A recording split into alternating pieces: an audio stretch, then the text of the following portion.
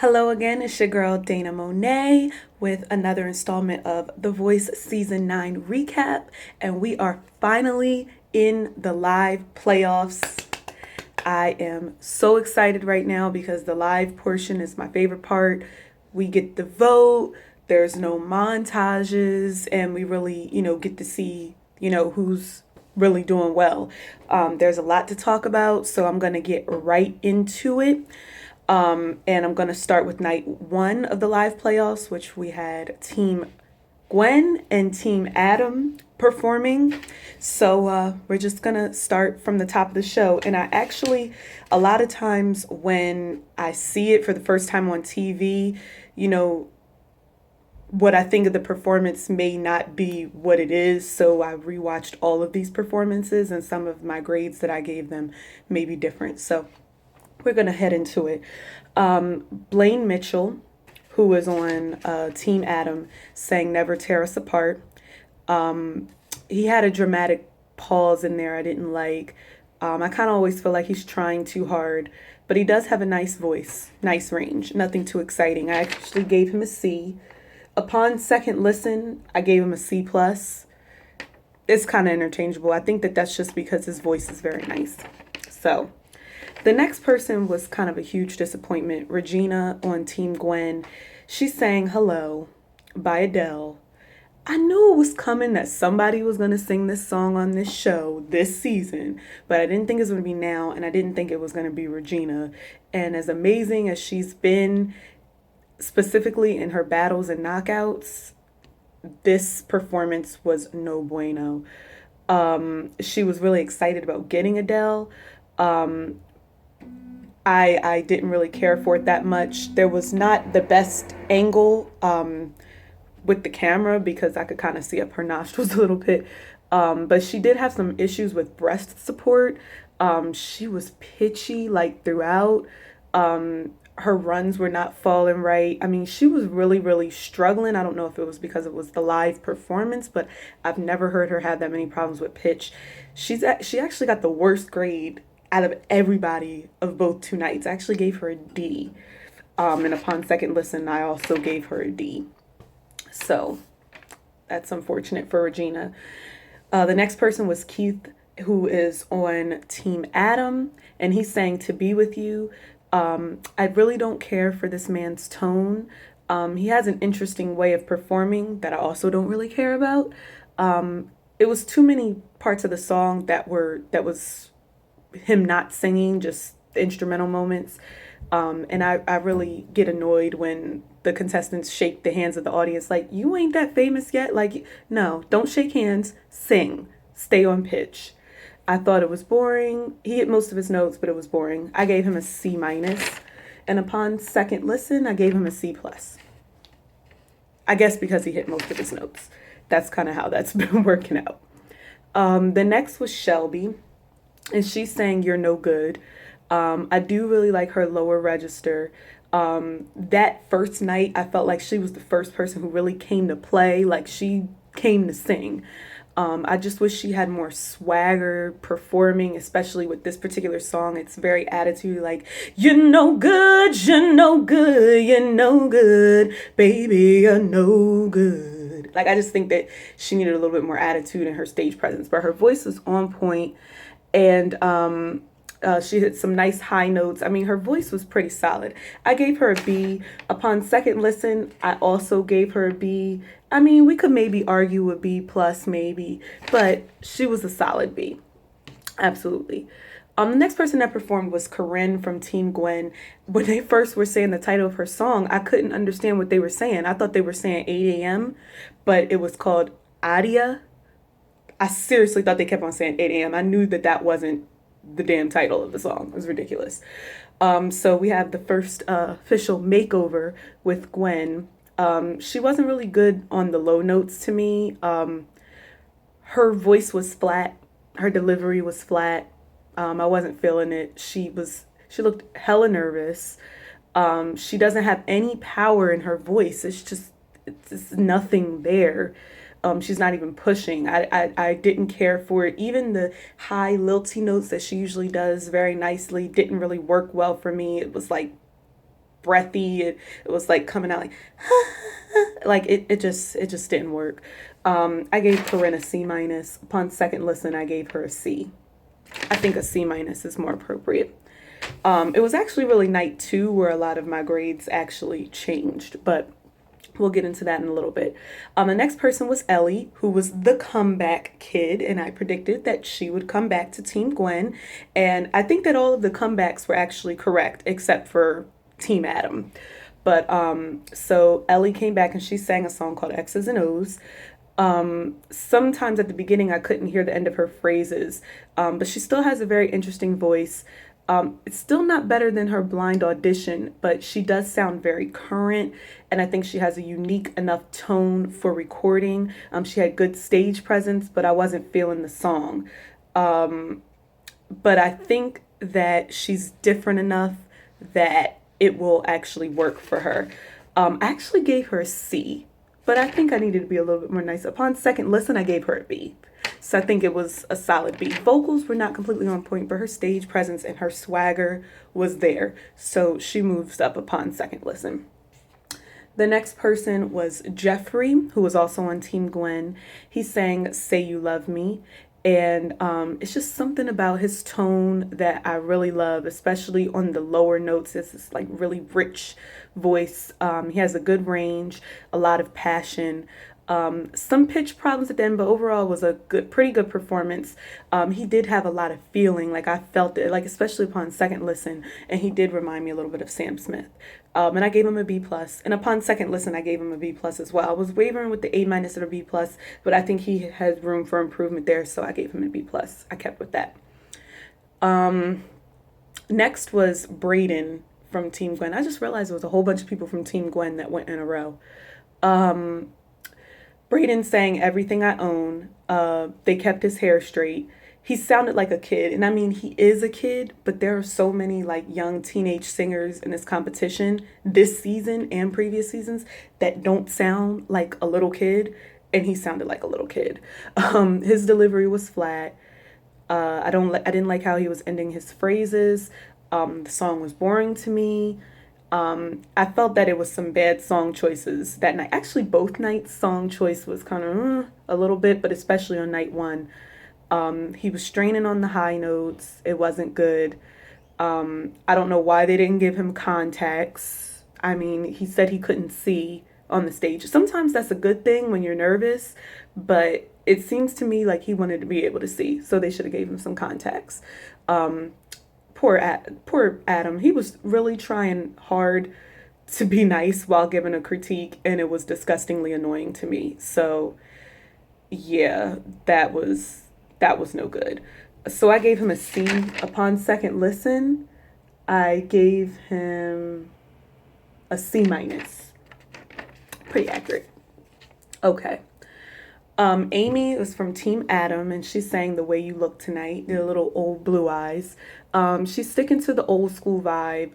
I do feel like she's going to have to change it up soon, though. She doesn't have to change her style of singing, but just sing something that's newer. A lot of people think that she should be singing Norah Jones or something like that. But I do still like her voice.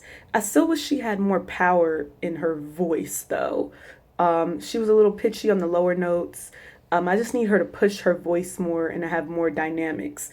I haven't listened to the studio versions, but I would think that her studio versions are probably like impeccable. Like people probably really like it. And Blake saying that she should record a Christmas album, that should probably happen in the near future. Like the difference between her and Corinne, like I was saying, that their voices are, they both need to push their voices. Amy just has the better tone. And tone goes a long way. It really, really does. The next person is Victor, who was on Team Gwen, and he sang, "Been around the world and I can't find my baby." I thought it was an interesting arrangement. A lot of people online, I don't know if they were that keen on the arrangement, but it was all right. I had never heard a man sing this song. It was an interesting song choice. I think he sounded okay. Upon second listen, I thought he sounded better, to be truthfully honest. Because sometimes when there's other people in the room, they influence the way you watch a performance, and that's what's been happening to me. So, especially with these live performances, I'm probably gonna have to go back for a second listen. But he is a very calculated singer. He doesn't necessarily go with the flow. He's like, I gotta plan to do this and this. It's not like as natural. I felt like he had some breath control issues. Some parts of the song he had some unnecessary falsetto. Like he hit the notes, but it wasn't necessary. Initially, I put it was a bit of a flat performance, but I didn't think it was a flat performance. I think it was a risk. It didn't completely pay off, but he did pretty good. He tried to do something different, and I think that he should still stay. I initially gave him a B minus. Upon second listen, I gave him a B because I think it was a solid B. Next was Adam's Comeback Kid, and that was Chance. And I disagreed only with Adam's Comeback Kid. I think he should have brought back Cassandra, and I will stick by that. And Chance sang Barton Hollow. I feel like when he gets older and harnesses his voice, it'll be really good. I really do think he has a lot of potential with his voice. It's very mature, it's very deep, it's kind of rugged a little bit. But it's all over the place sometimes. But he does have good intentions though. He has this wavery quality to his voice that I don't like. Lower register is pretty good. I felt like he was trying, like he wasn't coasting, but it sounded like he was trying a bit too hard. There was a lot of that going on both nights. He did hit some notes though a little bit, and towards the end it sounded good. So I had given him a B. Upon second listen, I gave him a B minus. I had to downgrade it a little bit because in the middle it was not entirely great. Jordan got the pimp spot, but of course they've been pimping him the entire time. So he sang Halo. First of all, Beyonce has a million songs. Why is it that every single time somebody sings Beyonce, they always sing Halo? It's either Halo, Listen, or If I Were a Boy. Can we please other Beyonce songs? Please, I'm just begging you. Can we? Thank you. That being said, I think that he sounded really, really nice. I thought it was an interesting arrangement. I love his voice. I love his vibrato. He had a weird note in the middle, but it was okay. I don't feel like this was as good as his blind audition. I thought his blind audition was pretty perfect. But when he holds the notes, his voice sounds so clear. And upon second listen, I really enjoyed it more. So I gave him a B plus first. Upon second listen, I gave him an A minus because I think that he did that. So that was the end of night one. And I thought night one was pretty underwhelming. Nobody really, really blew it out of the water. Upon second listen, when I think about it, Jordan and Jeffrey were the best of the night. It does take a lot for me to give an A performance. So we'll see. And Carson cut Adam off when he was like rambling at the end about Jordan's performance. I thought it was funny. But I have some stars next to my favorites and some honorable mentions. From night one, Jordan, Victor, and Jeffrey and Shelby were my favorites. And honorable mentions go to Amy and Ellie. So we're going to move on to night two. All right, night two, we had Team Pharrell and Team Blake that was performing. And I have to say, overall, night two was a better night. Now, first up, we had Darius Love Lockdown. And I wasn't necessarily feeling the rehearsal. It was ambitious for him to do a Kanye West song. I was just like, I hope he doesn't do Heartless. So at least he didn't do Heartless because people always try to do that song to have like an artistic moment. I was almost hearing like every single time he was taking a breath. The arrangement was very interesting. Kind of liked it. I don't think it was the best song. His voice sounds better on his voice was sounding better on the verses than on the chorus. I still love his low notes, but it was a bit overbaked, I have to say. He's trying to overcompensate. It's like, I'm not doing that well. I got to do like a little bit more and stuff like that. I felt like his pitch is usually better and his runs were all over the place. Upon second listen, though, I actually appreciated it a lot more because people online were really liking him. And originally I gave him a C plus. and he's one of my favorites. I didn't really like it at first, but upon second listen, I did give him a solid B because you know what? He took a risk, and he went for it. Everything didn't fall completely into place, but he went for it. And I'm kind of crossing my fingers for him. But Team Pharrell in general is going to be really tough. Yvonne from Team Blake sang One of Us. I just really can't stand that song. I still like her voice, though. It's something about her tone that's really clear, and I like it. The song doesn't go anywhere. She's done better. I feel like she was trying to save it with high notes, but she's pitchy. She was straining a bit, and she was trying to overcompensate, but in a different type of way. Like, that was a boring song. Darius picked an interesting song. Yvonne picked a boring song, and I gave her a C. And upon second listen, I gave her a C as well. So, same thing. Morgan is also on Team Blake, and she sang Lips of an Angel. I said that she sounds good initially. I said the song was boring. She has a nice range. And this is why I'm saying that I was probably smoking something or whatever, because I put best vocal tonight so far when I did that, and that was an incorrect thing to say because Darius vocally was definitely better. Because upon second listen to Morgan and reading what some people were saying online, I was kind of like cringing a little bit on some of her notes. She has some flat notes, but she was the big notes. She sounded good, but like everything else didn't really sound right. So initially, I gave her a B minus. Upon second listen, I gave her a C plus, which could even be like an even C, So I was a little bit generous with her initially, but that's why I had to listen to it again. Evan, he sang Overjoyed. Evan is on Team Pharrell. He was trying to bring that back the magic of the blind audition. I liked the idea of it. I just didn't like the execution of it.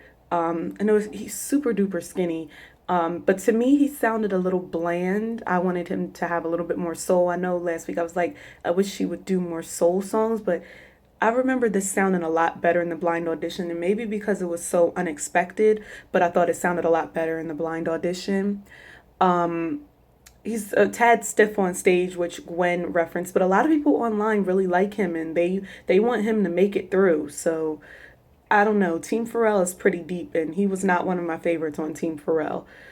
His voice got a little raspy, and I do like that. So I gave him a B minus, and upon second listen, I also gave him a B minus. So I stand by that. Maddie was probably my favorite of the night. She sang Songbird. I like her tone and her runs. Pharrell was right. She does understand subtlety, but she still has power even in the quiet notes. She's kind of like this folksy singer with like a hint of Adele. She's only 16 and she definitely sounds more mature. I actually keep forgetting that she's only 16. Like, I don't even think about her age when she sings because her voice is so mature. She hit this nice note towards the end and like belted and then pulled it back, and it was really nice. Loved the ending. And initially, she had got my first A of the playoffs until I went back and listened to some of the performances from night one, and I was like, Jordan did deserve that A minus that I gave him. But I gave Maddie an A minus, and upon second listen, I gave her an A minus. It was a little bit of iffy notes in there why she didn't get the solid A, but overall, it was a good performance. Celeste, yay! Celeste was a comeback hit for Team Pharrell, and I think it broke Pharrell's heart that he had to let her go. So another correct comeback. She sang Something in the Water. I love her voice. She did an interesting run in the beginning.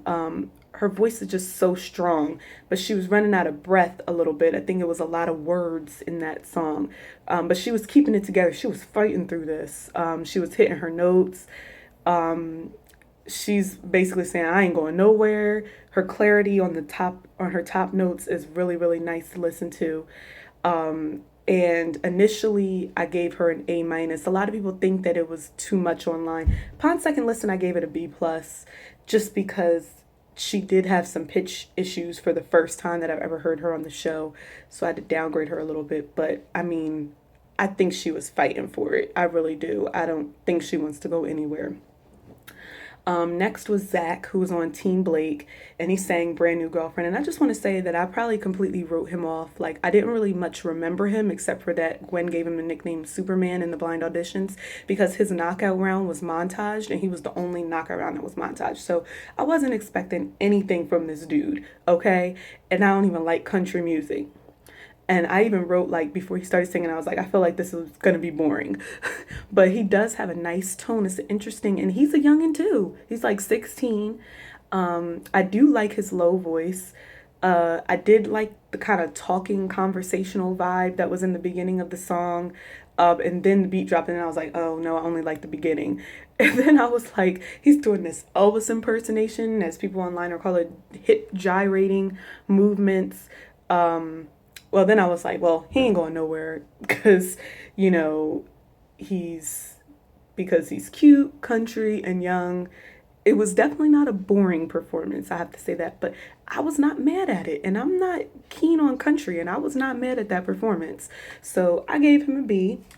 And upon second listen, I still gave him a B. I think it was a solid B. Riley. Now, this performance, was very interesting because a lot of people online disagreed with me, and apparently the iTunes votes disagree with me as well. Riley sang It Should Have Been Us, and I really liked this performance. This was like, initially, this was my favorite performance that night, even over Maddie, initially. I like her voice. I felt like her voice is cool and current. I felt like she could be a pop star, like for real. She had a nice low register. She had a nice presence on stage, kind of like Ellie. You know what I mean? I felt like she was in the pocket. I felt like she had a nice range, good dynamics. I didn't know she had that much range because when I heard she was singing a Tori Kelly song, I'm like, Tori Kelly can sing. I don't know about this chick, but what she's going to be doing. I felt kind of like she was performing like it was her concert. Initially, when I watched it, I noticed a tiny bit of pitch problems, but she did have some breath control issues. But she had a lot of confidence to me. Upon second listen, though, I heard a lot more pitch problems. I initially gave her an A because I really liked it. Upon second listen, I gave her a B. But a lot of people online were not really feeling her, and I personally really enjoyed Riley. So, I mean, hey, I don't know. And she's on Team Pharrell, and Pharrell's team is like, can we just put all of Team Pharrell through? I wish we could just do that. And we could cut off some weak links on some other teams. Or some of Blake's country people. Next, we had Naja Nicole, who was the comeback kid on Team Blake. And she's a hometown girl from Delaware. I was like, she came back because I really didn't think that Blake was going to bring her back. I was like, it would be a good idea for him to because his team is so packed with country to actually bring her back. And Blake was smart and he brought her back. So, yay for Blake. She sang Upside Down. I thought that she looked really nice. And it was a little low in the beginning, like the energy level was low, but I still love her voice. I think that she should have changed and played with the melody more. It was a little bit too like specific to the original in the beginning, like it wasn't really going anywhere. She did this slide thing and it didn't really work. Sometimes if you do the slide thing right with your voice, it could be like fantastic, and sometimes it just doesn't land right. I kind of feel like she could have fought a little bit harder, but I'm obviously still going to vote for her because, I mean, we need Delaware to represent on these shows. Delaware never represents on these shows. They never pick people from Delaware. I've auditioned I don't know how many times, and they'll never pick me. So, I still think that she has something to show. I still think that she has more potential. I wish she would have picked a different type of song, though, because I feel like she could have killed it. Initially, I gave her a C+. Upon second listen, I gave her a B because for the most part, she hit most of her notes. I think that her previous performances were better, like A Woman's Worth and her blind audition Tightrope, but overall, I think that she did a really good job. I don't know if it's enough to keep her on the team, though, so I'm keeping my fingers crossed for that. The next was Emily Ann, ironically enough, that's who beat Naja in the knockouts, who's also on Team Blake, and she sang In the Garden. Her voice sounded nice. It was nice, her singing a ballad. It got a little boring for me but the notes at the top of her range were nice. She could be a bit more exciting. Upon second listen, I actually heard a lot more pitch issues. I gave her a B minus, and upon second listen, I also gave her a B minus. So I stuck with that. Um, Mark, he's saying, "What do you mean?" He's on Team Pharrell. And I didn't know he could play piano, so that was a nice thing to bring down there. I feel like people always try to sing Bieber to show an artistic side. They're like, I'm gonna change up a Bieber song or whatever. But anyway, I kind of wish the arrangement was more stripped down. Carson alludes to this whole stripped down performance thing, but they're really not stripped down. I don't know why. Like just the piano kind of make it interesting. His voice can be a bit thin. Like if I'm gonna compare him to Darius, I prefer Darius's voice over Mark, but Mark has more stage presence. But sometimes it could come off a little cheesy. But he did make some nice choices with the song.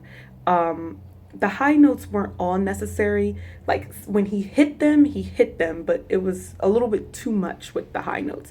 But he had a lot of energy. I gave him a B. Upon second listen, I gave him a B. The last performance of the night was Barrett, and he's Team Blake. And honestly, I don't know why. As many great performances that were on night two, I have no idea why he got the pimp spot. I don't think he needed to get the pimp spot. But we had, initially when I watched it, he sang a song called I Drive Your Truck. I didn't even remember. I was distracted. Country songs have weird titles. It was typical country fare, competent vocal. It was a little bit too dramatic. Nothing really special and not worthy of the pimp spot. I mean, I really didn't even have to listen to the performance to grade it. I gave it a B because it was solid, but upon second listen, I gave it a B minus because it was, predictable. So, given my druthers from Team Blake, I would pick Naja. Initially, I said Yvonne because she was one of my favorites, but I actually don't think I would pick Yvonne at this point because I don't know if she has it in her. And I would actually put Zach in there.